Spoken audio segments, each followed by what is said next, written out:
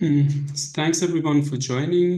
Today we are very pleased to have Klara with us, and she is a lecturer in Canterbury Christ Church University, and she did also her master's in St Andrew, Scotland, and she's working on resistance in repressive and violent contexts, with a particular focus on Eastern European contexts, especially the communist Czechoslovakia, and what was the role of leadership in those resistant movements in that period. So we are very pleased to have her today, and which is talking about specific case studies of the resistant movements in that period in Czechoslovakia.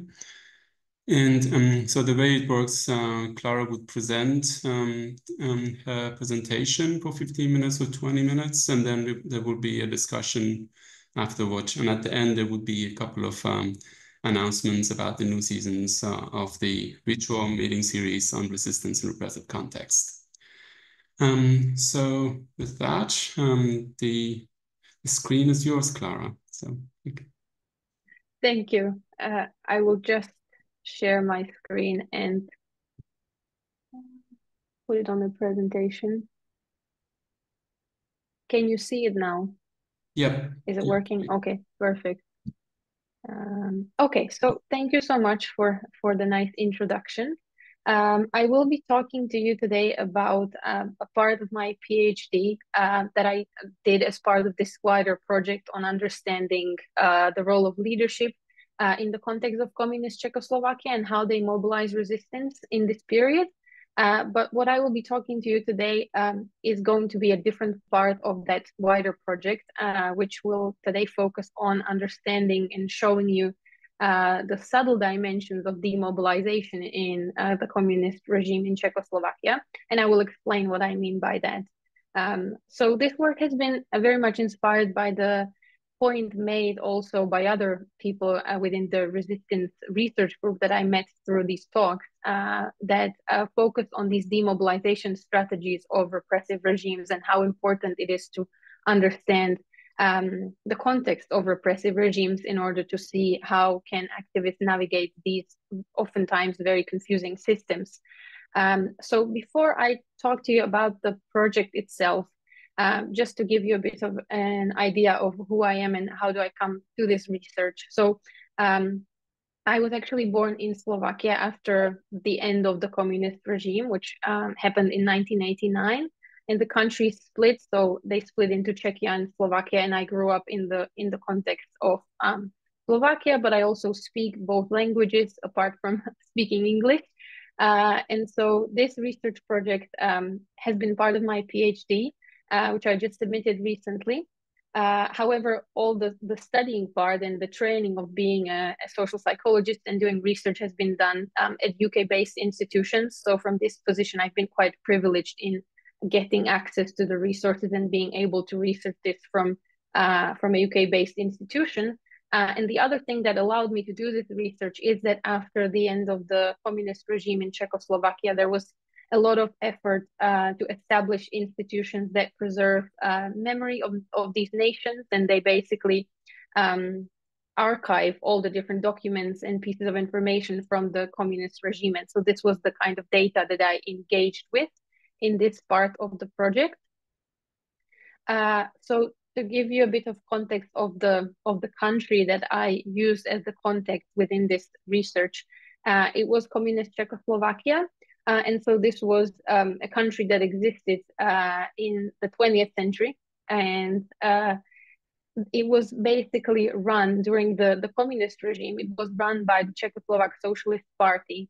And this was quite a repressive regime where a lot of people were not able to, choose their career path freely or study freely, or they were not able to travel.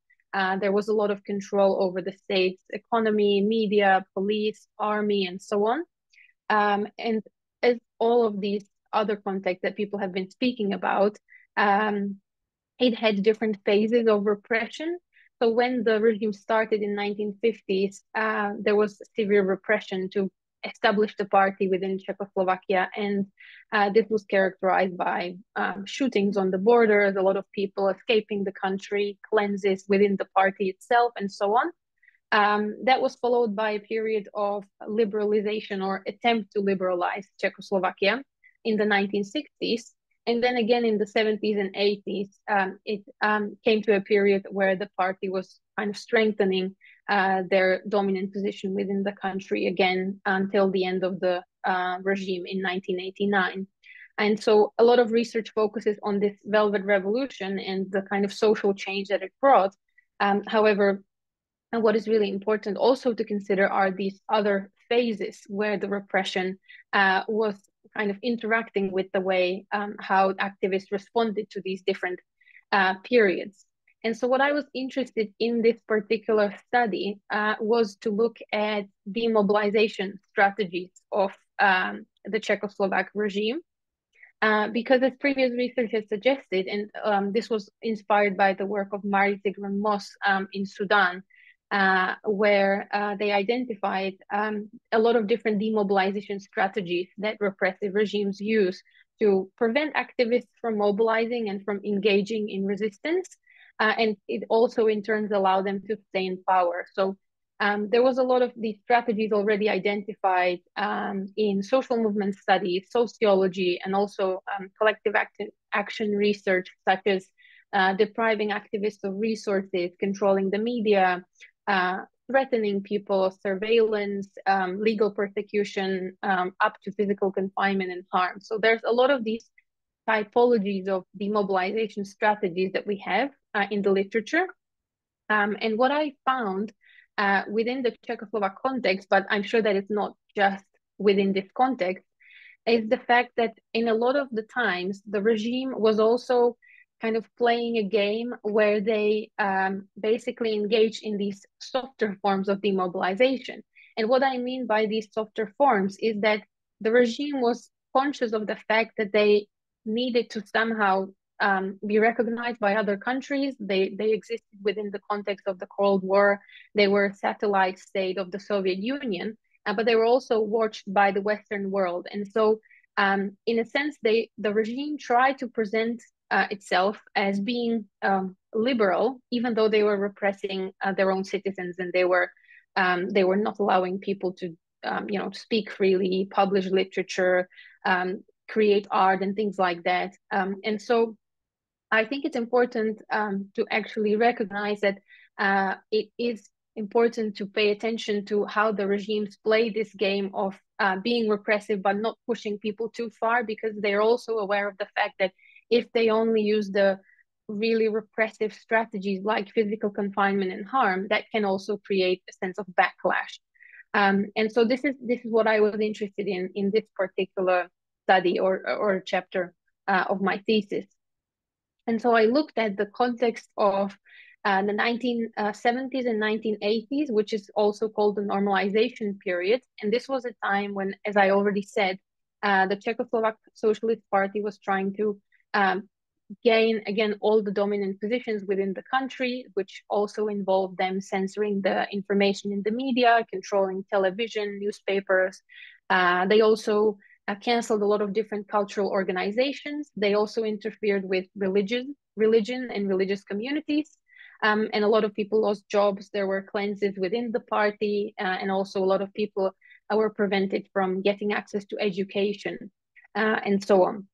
However, at the same time, when this was happening, Czechoslovakia also signed an agreement that was a diplomatic agreement called the Helsinki Agreement, or the Helsinki Final Act, in the 70s, which was a treaty that was supposed to guarantee that Czechoslovakia would respect and protect human rights within the country. And so it created this dilemmatic situation where Czechoslovakia, on the one hand, was claiming that they respect and guarantee human rights, but at the same time, they were repressing their own citizens, and they not allowed them to protest or engage in religious communities and so on.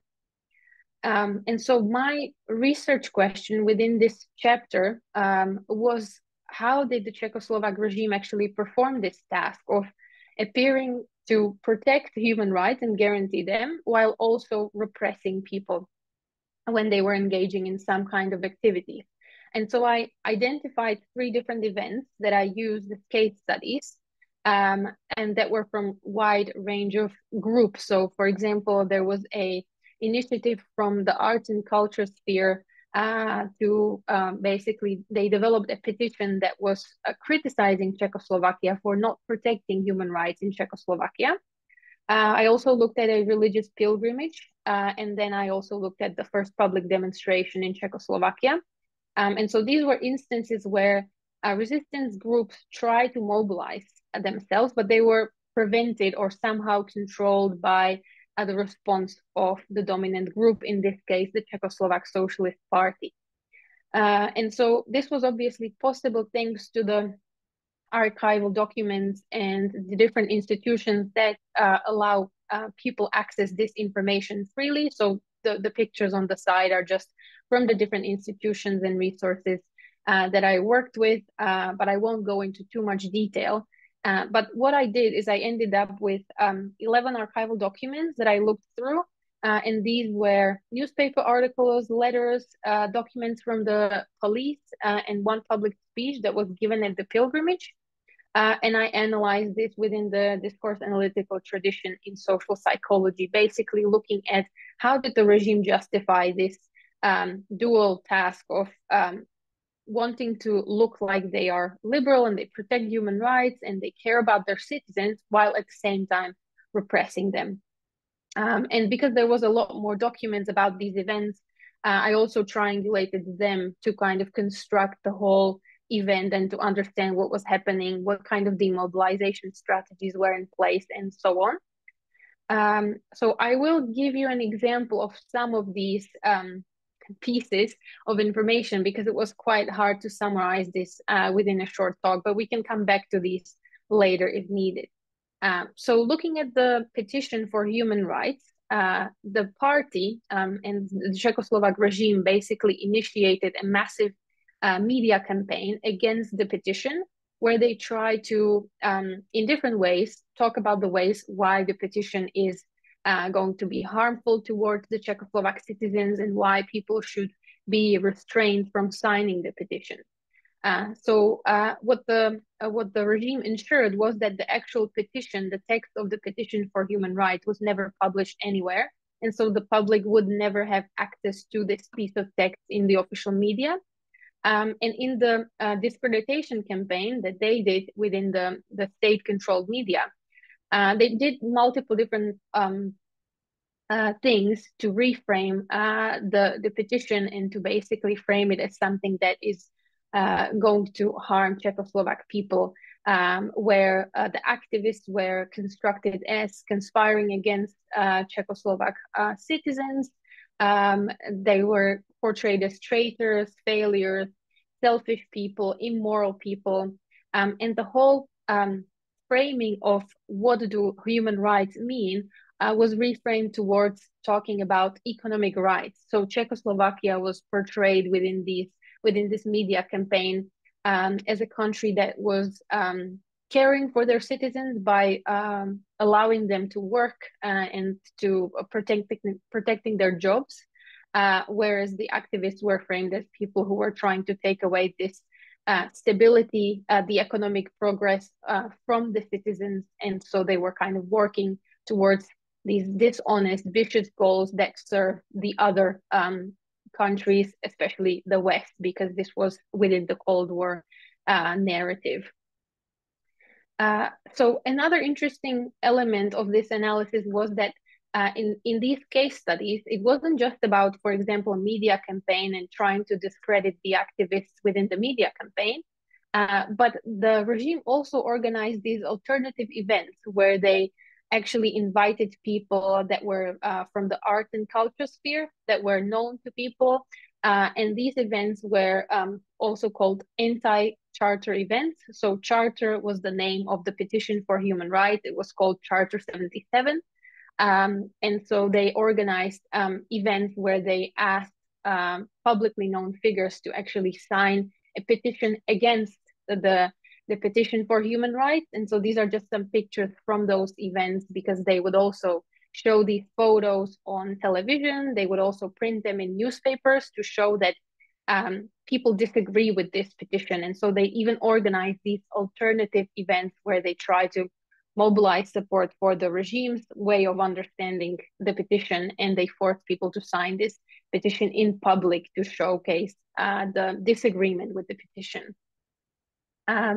We can go back to these quotes, but this is just one quote from a newspaper article that I analyzed as part of this case study, talking about how the Czechoslovak socialist regime understood what does it mean to produce art and to be a person who creatively produces art and is part of the culture sphere, because a lot of the attacks were also focused on the point that producing art freely means producing art freely to a certain extent. So this was the way how the regime conceptualized what does it mean to produce art, and basically argued why artists cannot just produce art freely, but it has to be something that is also in line with the national interests, and it has certain purposes like peaceful cooperation between nations and so on. And so this was a way of kind of describing what art should do and what it shouldn't do, and why the people who organized the petition for human rights that was arguing that Czechoslovakia is not protecting our human rights because we cannot produce art freely, we cannot speak freely, we cannot gather freely, we cannot do any of these activities. And so this was a way of how the regime got over that. And so the second case study that I will briefly show you today, and then we can discuss and come back to the slides, is the pilgrimage. So another event that I looked at was a religious pilgrimage where the religious groups that were persecuted within Czechoslovak communist regime, because Czechoslovakia didn't really want religious groups to be part of the new society that they were kind of building on the ideology of communism. And so this was a pilgrimage where the Communist Party was again in a precarious position, because they knew that they didn't want the pilgrimage to happen, because that would threaten the regime's dominant position, because this pilgrimage was organized by the religious group. But at the same time, the pilgrimage was quite specific because it was also an event that was tied to the kind of history, the national history of Czechoslovakia. And so they had to somehow agree to allow the pilgrimage to happen, because it was also a nationally important event that was tied to a bank holiday in Czechoslovakia. And so what they did is they reframed the narrative of the event. So instead of talking about a pilgrimage or a religious event that was an event that was attended mostly by Catholic people within Czechoslovakia, they reframed it within the event as a nationally important event. They didn't really use any religious language. So because the pilgrimage was tied to patron saints of Czechoslovakia, they never mentioned the word saint. They also kind of changed the narrative of the event from being an event relevant to Catholic citizens to an event of celebrating national independence, national history, and so on. And the party was kind of positioning themselves within the event as we are here to kind of represent these national interests and to celebrate this event from the kind of secular perspective, even though it was a pilgrimage happening at a space that was clearly religious space. It was a church, and this was something that the pilgrims would want to engage in for years, but they were always banned from attending these pilgrimages, and they would never be able to wear their religious clothes or sing songs and pray in public and so on.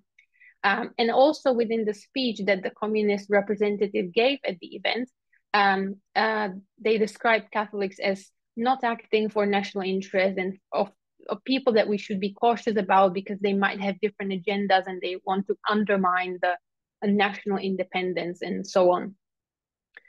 So again, I just have a quote here from that speech that was given by a communist representative at the event, where they, for instance, talk about something that they frame as traditional Constantine Methodius Day, but that day was officially celebrated as the patron saints of Czechoslovakia, and so on. And so they tried to get rid of these elements that would somehow talk about religion. So again, in the final sentence, the speaker describes this religious event that was attended by people who were Catholics, not as an event relevant to Catholicism, but in these kind of general terms of these people engaged in versatile pieces of work, even though that narrative used to be that they actually brought religion to Czechoslovakia and they translated the Bible and so on. And so all of these elements about religion are being silenced from that speech. But what is interesting about this event, and these are again just photos to illustrate the event. So on the right, you can see a photo of the Communist Party representatives in the suits together with the people from the Catholic priesthood sitting together at the pilgrimage.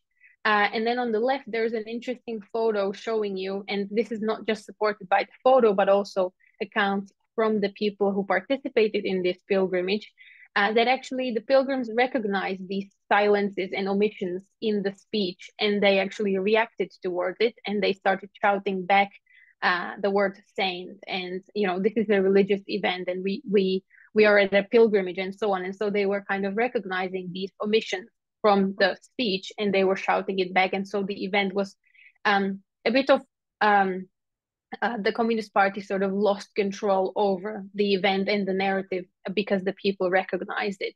And so this also kind of shows that sometimes when the regimes are engaging in these demobilization strategies, they might not always work out.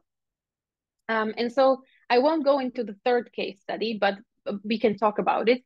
But I think this is quite important to also look at this element of how do dominant groups demobilize people from engaging in resistance. And definitely in Czechoslovakia, looking at these secret police documents and other documents that I identified throughout this process, it was clear that the regime invested a lot of energy into these demobilization strategies. They would monitor cars. They had a lot of people kind of disrupting the event. They put on alternative events while the pilgrimage was, for example, happening. And so there was a lot of energy invested into preventing people from coming together and mobilizing. It also showed that the regime was quite conscious that they were trying to prevent activists from challenging the legitimacy of the regime. And so they also made a lot of effort in the media and the way how they talk about events to still seem as if they are acting for the benefit of the nation, of their citizens, of the people. And it became clear later when I looked at the first public demonstration that when activists were able to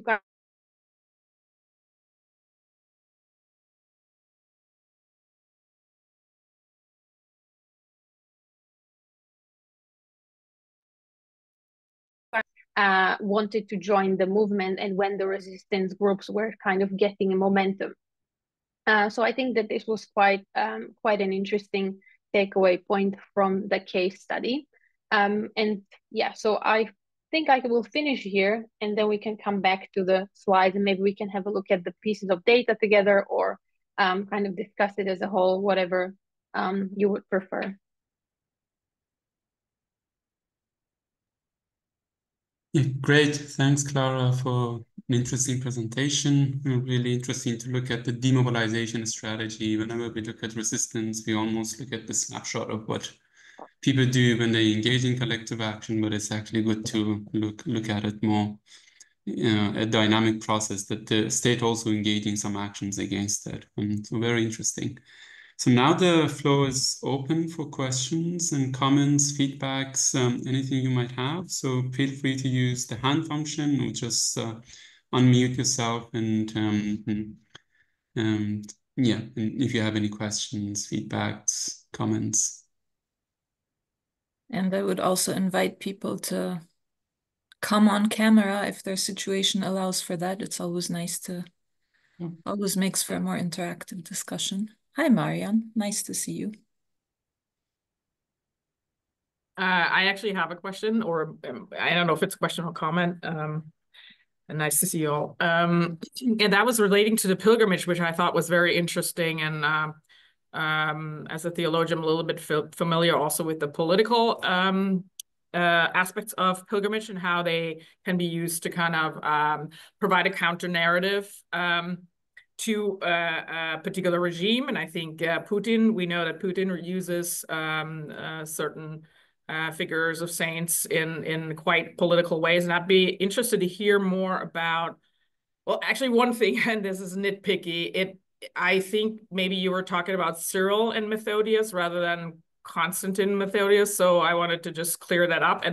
But I was actually thinking you're going to talk about, and I'm not totally sure how to pronounce it, but Venceslas, which today would be Václav. And I'm just interested to hear more about how these saints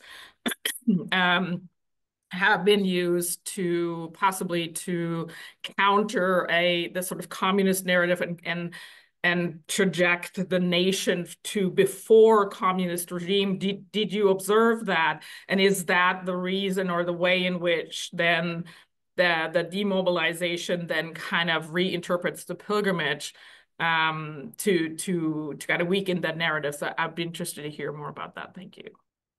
Klara, I was so shocked by your religious questions from the theologist that she disappeared from the screen. I'm guessing it's a glitch, so let's wait for a moment for her to come back. Something probably happened with her internet. But it is nice to hear theological questions. This is what happens with interdisciplinary groups. Yes, there was also a bit of interruption during her presentation, so I guess internet connection. She's at her university, so you would hope universities have stable internet, but nope. Not always.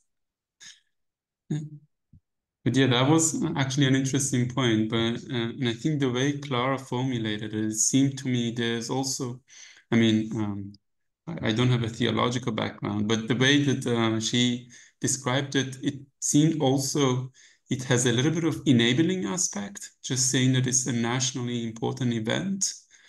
And so it was not necessarily repressive in a saying that preventing people coming together, but it's just like appropriating it and presenting it in a way that doesn't have religious connotation. So in a sense, it was allowing for some form of, so Klara is back. Because there's also a secularization thing going on, right? Yeah. I have no idea what just happened, but I think my internet just dropped after the slide, so sorry. Do I need to repeat the question? Yeah, I didn't hear anything. It just completely froze right after you said it was interesting. I'm so sorry. This is a comment or a question on the pilgrimage event that you described.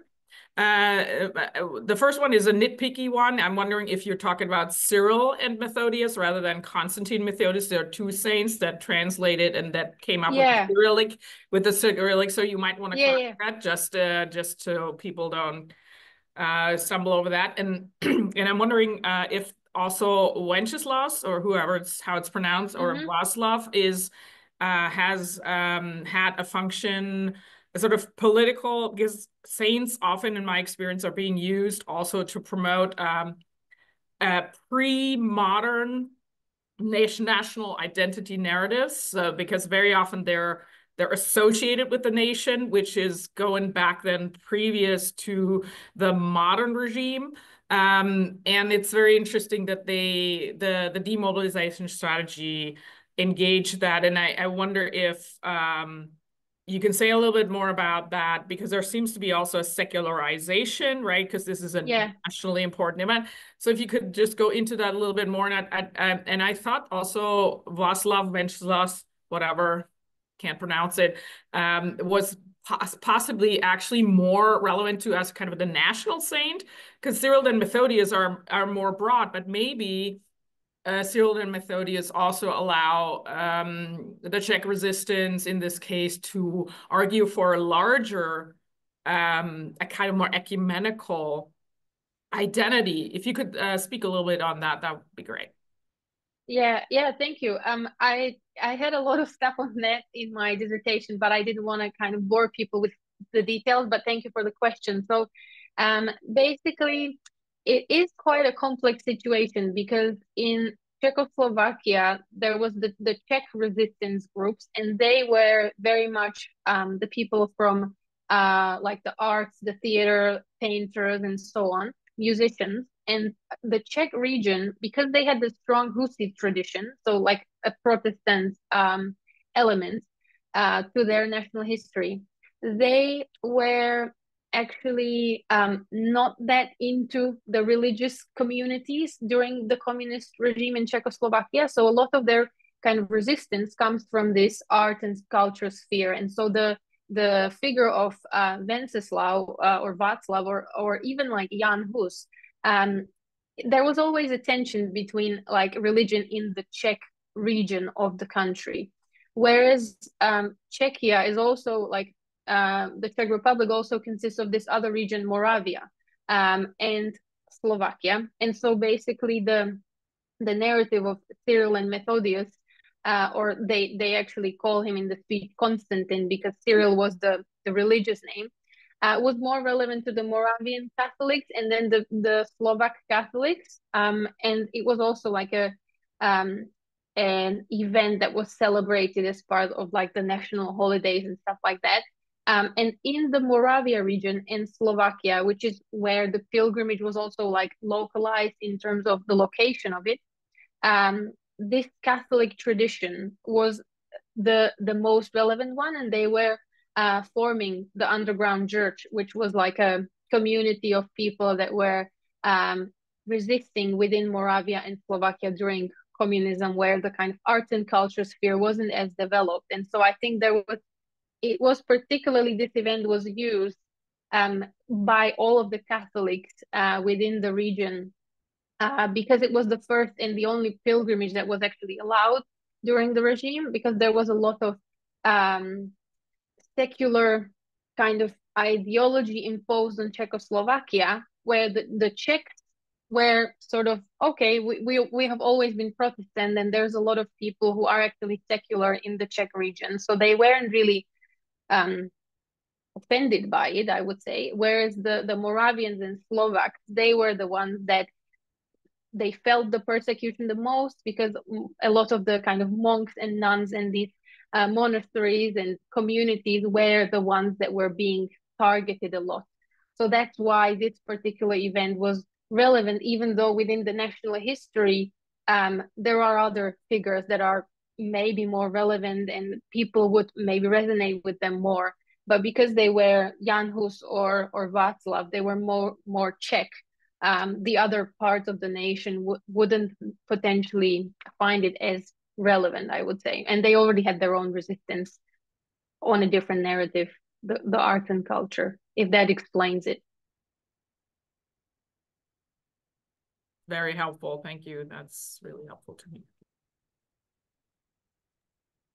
Klara, I was wondering, you mentioned in the beginning softer forms of repression, and I remember, this is one area that I've been wanting to read up on more, because I remember reading in one of the chapters in the book, someone was reviewing like soft repression as a concept, right? So I'm wondering if you thought more about these issues on a theoretical level, like what constitutes soft repression, what are the elements, like the theoretical dimensions of soft repression. From what you presented, it seems like it's about group norms and, group dynamics, like shaming and ostracizing and things that happen, right, in any society, really, to regulate social norms and behaviors.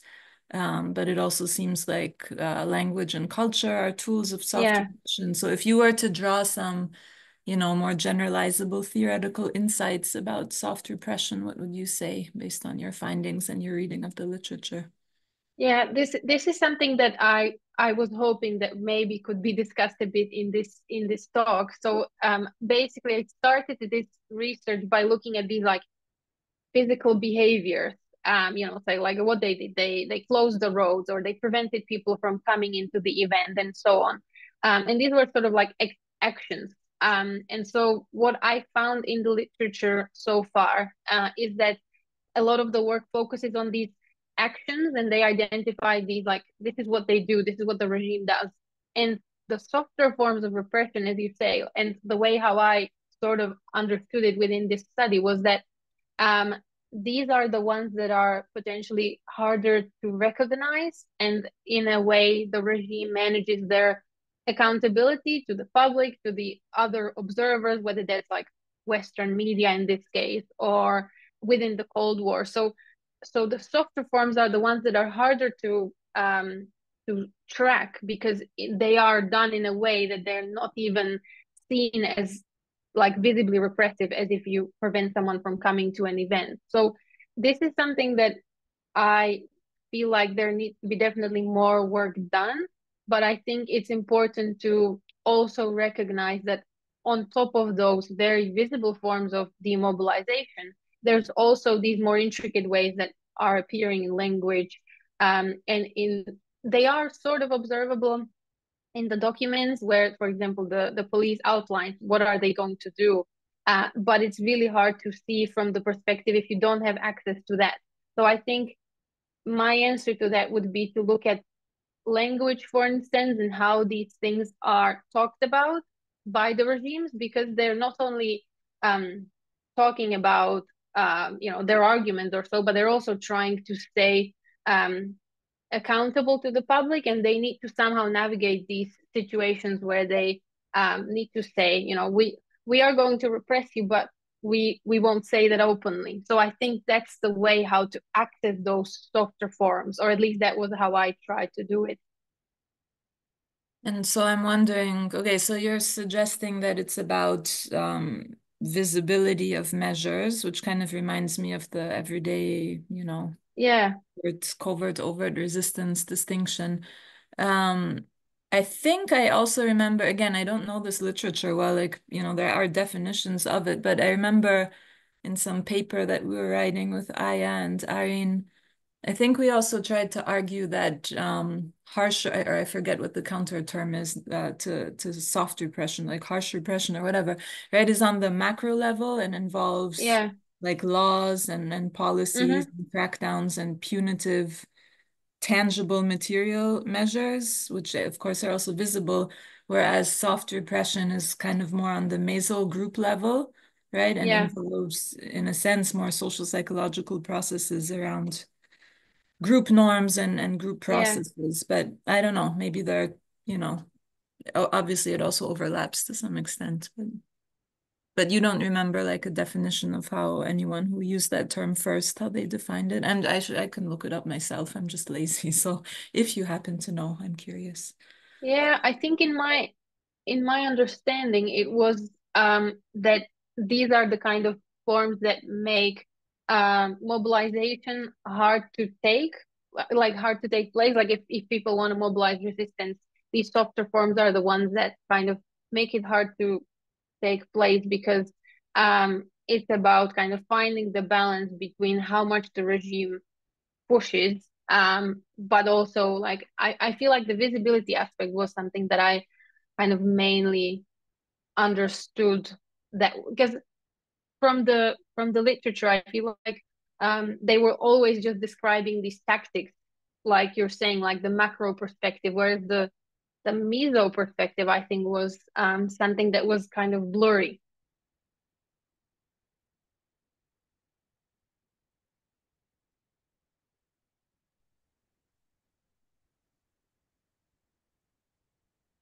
Is there any other questions from the public? Devin, Dana, Aritra? No, feel free to unmute yourself and ask questions, or post questions in the chat if you don't have the possibility to unmute or talk. I have one more question, if I may. Yeah, go for it. Which again is more like I should look this up myself, and just, if you happen to know. I'm wondering, somehow it seems to me when you were talking about, I found it very interesting, this idea that repression, has to be kept at a balance, right, to not tip over into backlash. you know, and that might also help explain this repression resistance paradox, right? Where some findings show that repression is effective and other findings show that, effective in the sense of from the perspective of those who are repressing to reduce mobilization, whereas in other cases, repression mobilizes resistance because of people's outrage, etc.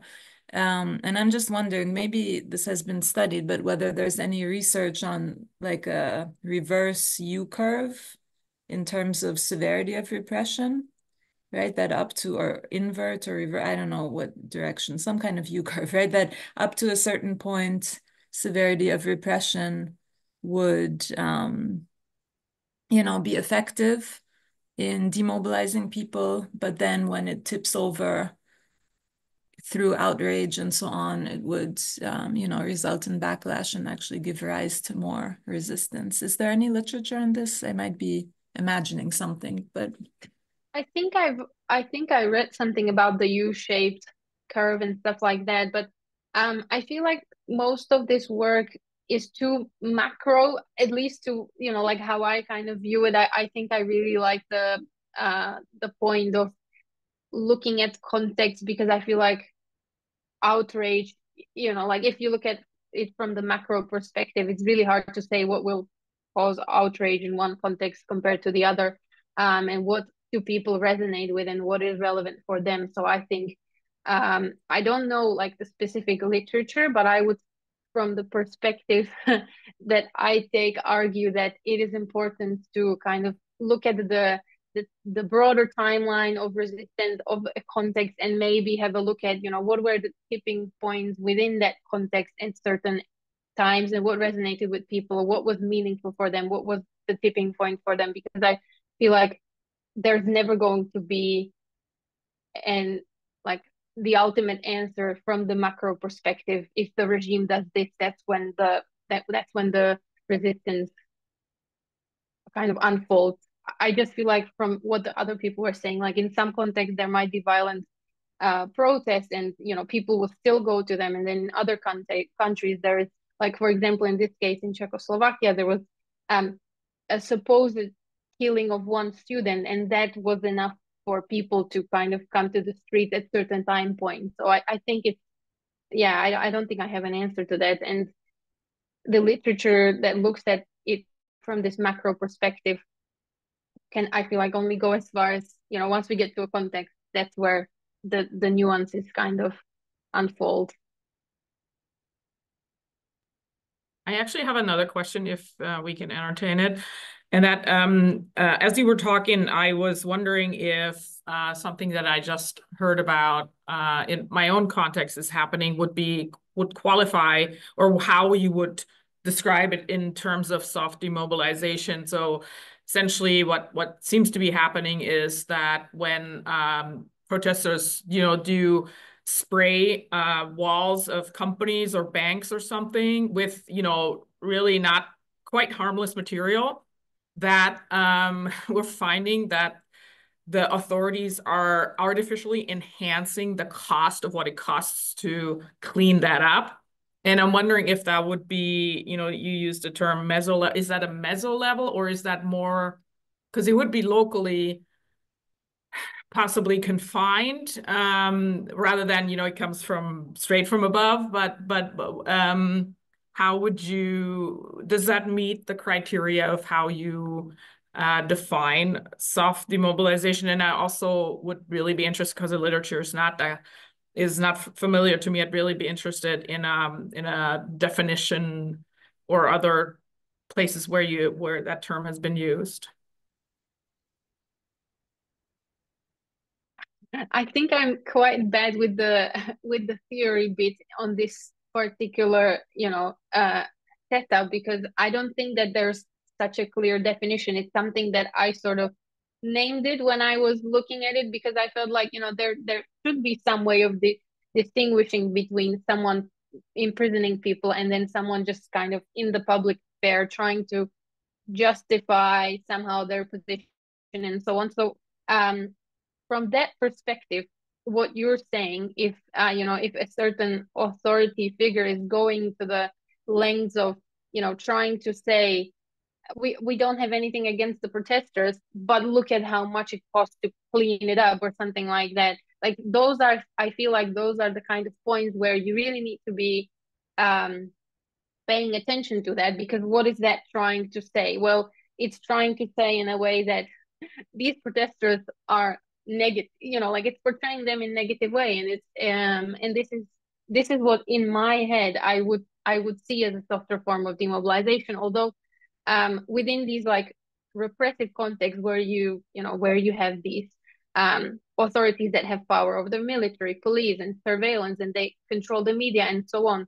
I would say that you can sort of think about the softer forms of speaking in the media in a certain way, whereas in a different context where there's different forms of repression, it's kind of hard to say whether the same typology would apply. But from the social psychological perspective, if you're analyzing language and speeches and what they're trying to do, if the party or the authority figure is trying to somehow position themselves in this by saying we are negative about these activists, or we are sort of repressing them in a certain way, but we are talking about it from a different perspective, like cost, or saying these protests disrupt public order or something like that. Like those would be the softer forms. And I can see that in my context as well, where certain cultural events are being portrayed now as they are too disruptive, or they are too, and that would be the first step where I think we need to start paying attention to what are these authorities saying and what are they actually trying to achieve with it. And my answer would be that they're trying to reduce mobilization. So in that sense, I would see these subtle, the first steps towards demobilizing.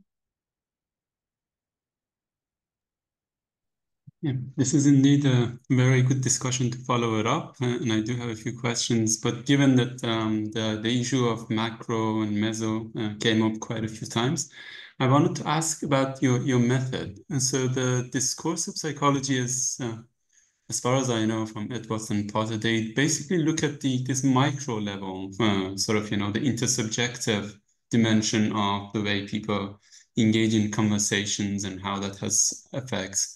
And how was it useful to apply it in a kind of analyzing, for instance, politicians' speech? And I wonder if you can tell a little bit about your experience of using that discursive psychology to archival documents. Yeah. Yeah.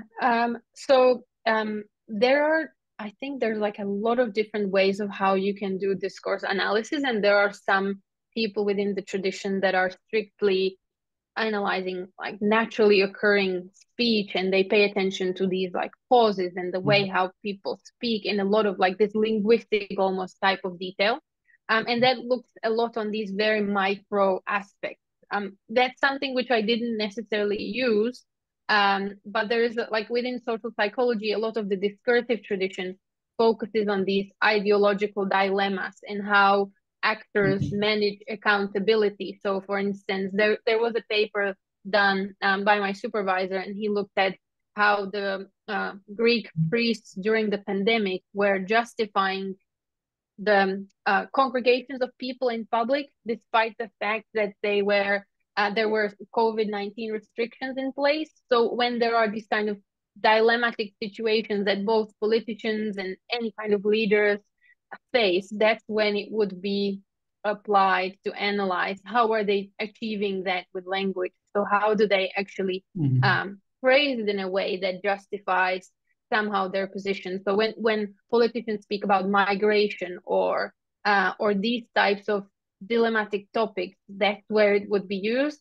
So it was useful in my case because the regime was also in this position of we are protecting you, or we are pro-nation. However, we are repressing you as well. And so this was why it was useful in this particular study to look at the archival documents. But I also looked at these events from a broader perspective, where I just also looked at all the other materials that were available. So I also constructed like a triangulated account of, the event, what happened, what did the authorities do.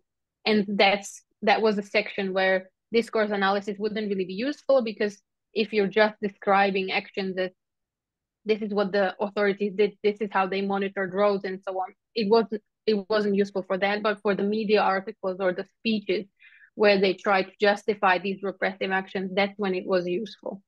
Yeah, great, thanks a lot. Yeah, that was quite insightful. And Aritra also put it on the chat that he found some examples of it in India. So so now we are almost approaching the. Yeah. Hello? Yeah, Aritra, you Can want you hear to me? say? Yeah. Yeah, sorry. I am outside, so I'm traveling and it's a mess. Clara, I missed some bits of your talk, but really insightful work. I was wondering if in the analysis that you did you find examples where the politicians were harping the point that why do these groups only have problems, or why do certain groups always march against us or anything like that? Because I see something like where the outgroup is positioned in India, especially like where the outgroup is created, like why is it always these groups like that? So is there something like that happened in Czechoslovakia as well? Like where a certain group was always problematic, and so it engaged in middle class sentiments to be against them like that. Yeah, I think that was particularly the case. So I talked about one of the case studies that was about petition for human rights that the activists drafted, and they collected a lot of signatures. And so the initiative was from this Czech opposition group, centered around people who were writers and artists and so on. And so they were very much targeted by the media campaign, and there was a lot of energy invested into discrediting them and saying, these problematic people, and they have already kind of tried to attack the regime's peaceful norms and things like that by disrupting it. So yeah, I think the attacks of certain groups of activists, that's something that is seen across other contexts as well. And people are always being attacked, and they are ascribed these illegitimate identities and very much negative associations with them. So I think that would again classify as one of the subtle strategies where you kind of see, what are the groups that the regimes are talking about the most. Those are probably the groups that they somehow want to silence. So yeah, definitely. So one of the, again, sorry if I'm taking too much space. So one of the observations that I have is probably somebody defining one of the ways in which repression takes place is through defining that a certain brand of people are bad for the nation or bad for the movement, and that they are harming the nation in the long run. So we need to grow our nations or anything, whatever goal we have, right? Is that the same that has come out, right? Yeah, I think there is a work in the social identity tradition, and they actually have this work called the social identity model of collective hate, where they talk about the ways how groups are being categorized into these moral and immoral groups, and how this kind of almost hate discourse is mobilized. So I think that there are definitely these patterns. Okay, great. I think you said you have a train to catch, so I guess we gotta leave it there. And congratulations. Thank you so much for submitting your thesis. So that's great to hear. Do you have a date for defense yet? Or? Yeah, it will be on the 11th of November. So very soon. Great. Good luck for that. And I hope it goes thank you so much. Thank you for all the feedback. And yeah, I'm happy to share any drafts or things like that if you were ever interested. Yeah, great. Yeah, that would be amazing. Yeah, awesome. So that was all for today. And Johanna, you wanted to say a few words about the series? Or? Sure. I mean, I think most people here are on our mailing list, so they'll get it anyway. But we will be shifting the schedule to meet once a month, first Monday of the month in most cases. And we have a preliminary schedule here.